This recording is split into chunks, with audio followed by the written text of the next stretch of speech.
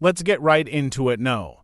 10. The sugar high lie every parent thinks. Giving their kids sugar turns them into a tiny tornado. But that idea is completely wrong. Scientists tested this. They gave some kids sugar. Nor their parents knew who got what. Others got fake sugar and neither the kids. The sugar kids weren't any more hyper than the no. The result was absolutely nothing. Sugar kids. But when parents thought their kids had sugar, they suddenly started seeing them as hyperactive. They watched their kids like hawks, waiting for any sign of energetic behavior. Kid jumps once they blamed the sugar. Kid laughs, sugar rush. This whole thing started back in the 1970s, when a doctor claimed food additives were making kids hyperactive.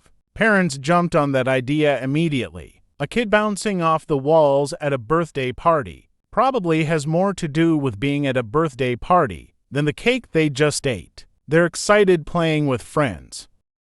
Maybe sleep-deprived those kids would be just as hyper if you gave them sugar-free cake. No.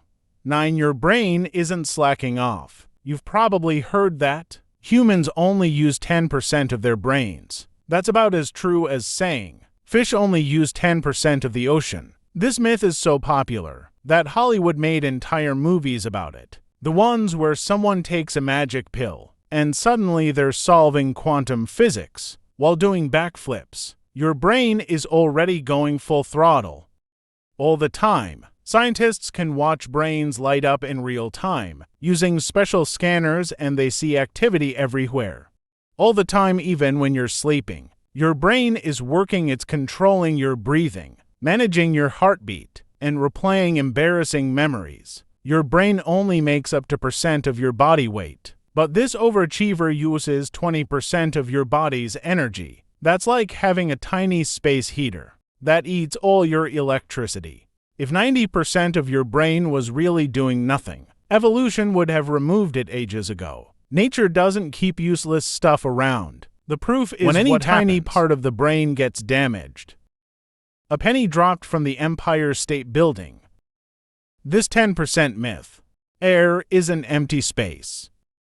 You've probably heard that. Then someone misinterpreted that to mean we only use 10% of our brains. People weren't living up to their full potential. When someone drops a penny from up high, could punch through someone's skull. But then air resistance kicks in. It starts falling, picking up speed thanks to gravity. It pushes back against anything moving through it. Too fast. The penny hits these air molecules and starts tumbling. By the time it falls about 50 feet, it reaches terminal velocity, which is just 25 miles per hour. That's slower than an average bicycle rider.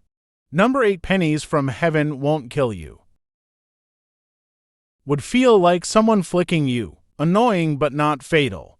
If you drop that same penny in a vacuum like space, it would reach speeds over 200 miles per hour. But down here on Earth, you're more likely to get seriously hurt by a falling ballpoint pen. Those are aerodynamic enough to act like tiny arrows. Lightning often hits the same tall objects repeatedly. The saying lightning never strikes the same place twice is wrong. The Empire State Building gets hit by lightning around 25 times every year. There was a park ranger named Roy Sullivan who got struck by lightning 7 different times. They called him the human lightning rod. He survived all 7 strikes. After the 4th strike, his co-workers started avoiding him. During storms? Number 7. Lightning's repeat offender status. Getting hit by a penny at that speed. If you're the tallest thing around, like a lone tree in a field, you're basically a target. These are called bolts from the blue.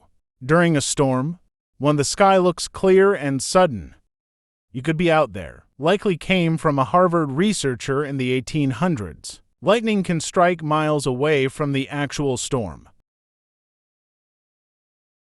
Even a small injury can cause major problems.